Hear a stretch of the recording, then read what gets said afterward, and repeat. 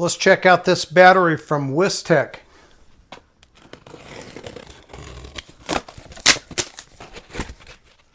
Bolts and caps.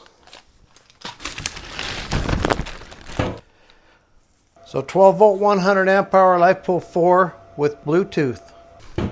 100 amp hour, 1280 watt hours, 5-year warranty, 5,000 cycles, IP65. Looks like a Group 31. It's got the cap covers. So let's see what we are sitting at for voltage. 13.18, so that's perfect. Let's see what the app shows. So it did pull up on this app that I already had installed on my phone, and it's 13.18 volts. Very well balanced. Sitting at 62 degrees Fahrenheit and 54%. Set up on the charger, we're currently putting 23.2 amps into it at 315 watts, and we'll be back in just under 2 hours. The package did not come with a manual in it, but if you look at the website here, right now it's 52% off. 5-year warranty, waterproof IP65. They give you a discount code for an extra $5 off. 24.25 pounds. There's a list of all the protections that it has, and it does say low temp protection. So if that'll fit in my little freezer, we'll test that out in this video. Grade A prismatic cells, 4 in series or 4 in parallel. I've got the battery fully charged. We're sitting at 13.48 volts and pretty well balanced. I'm going to go ahead and use this Reliable. This is the newest inverter I just tested out, did a short video on it. It's an 800 watt inverter, and I want to use it for this discharge test just to see how it does. And my light bulb set up. Probably run about 3 bulbs and see if we can get around 30 amps or so discharge. And then I've got my meter zeroed out there, connected to the shunt and the battery. We'll use that to measure the amp hour capacity. So let's go ahead and we'll get this fired up. We'll get our light set up, plugged in.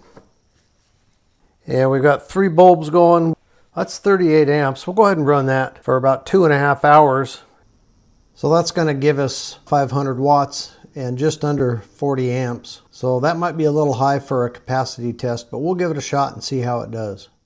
And I just backed it down. Now I've only got one of those 150 watt bulbs illuminated. Just for the sake of this test, that dropped us down to 166 watts coming out of the battery at 13.2 amps. And it says 36 minutes left. So we're down to 8%. We'll let it go this rate for the duration of the test, and we'll see where we're at. The only reason I'm doing that is I want to try to be as accurate as possible, and I'm trying to shorten the length of time that it takes to perform this capacity test.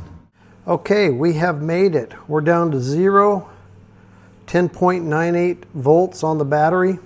And then on our meter, we're showing 101 amp hours and 1,280 watt hours. So the Wistek 100 amp hour LiFePO4 Group 31 battery has met its advertised capacity. And the little inverter is real handy. It handled that with no problem at all. Still going strong.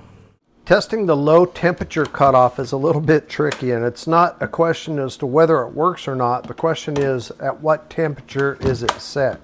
The ICECO battery is in the ICECO 12 volt refrigerator, and I've got the temperature right now at 31.5 degrees Fahrenheit or minus 0.3 Celsius.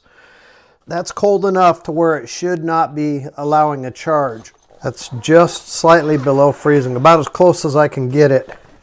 And then I've got this charger. You see it has a red and a green light. It's in standby at the moment. When I plug it in to the battery, this green light will turn red if it starts to charge. And then it should be 30 seconds or less. It should go back to green, indicating that it would not allow the charger to charge the battery. Hopefully you can see that green light. It'll turn red as it starts to charge. We'll notice that on the app. And then it should kick into a protection for low temperature cutoff. Okay, we're charging.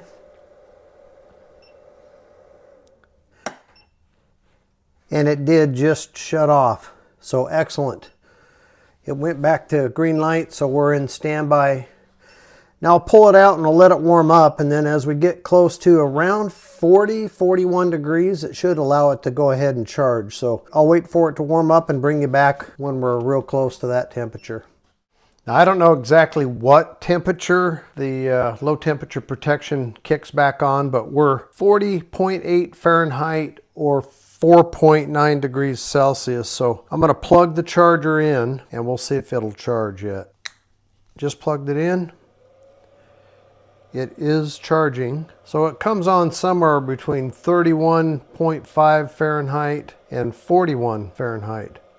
So it does allow it to charge again. I think that the settings on the low temperature charge protection on this Wistek battery are set just right. All right, let me set it up. We'll do some discharge testing next.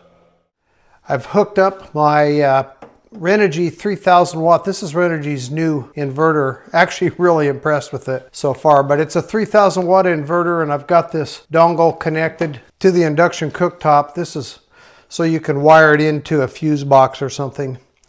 Let's go on max SEER. So that'll be the full 1300 and see what that'll do. That's 121 amps, 1500 watts. Coming out of the battery. My little meter, oh, and it just shut off. And you look on the app there, it says protection. It's got a discharge overcurrent protection, OCP. Okay, we're going to get this as close to 100 amps as I can get and see if it'll run for 5 minutes. So I've got two lights plugged in here. These are just my studio lights.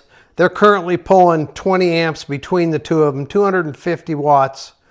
And then we'll turn the cooktop on here to medium high.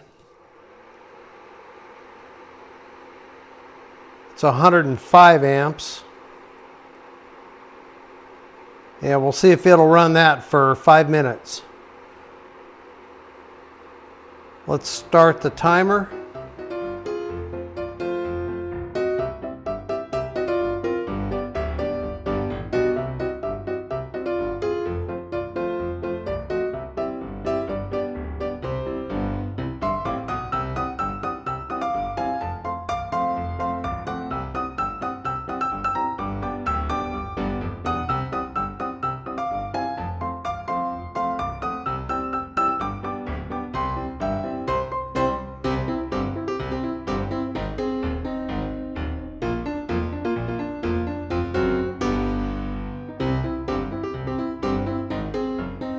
All right, we're coming up on 5 minutes, and it seemed to be able to run that just fine. For 5 minutes at about 105, 106 amps. We'll stop the timer there. 106, 107 amps, so 1300 watts. I think it's a pretty nice battery. If you need a Group 31 that's got Bluetooth, that's nice. It's got the low temperature cutoff. It has the capacity that it's advertised at. So I'll leave links for it in the description for those of you who might be interested. And if you click the video on the screen now, I'll meet you over there.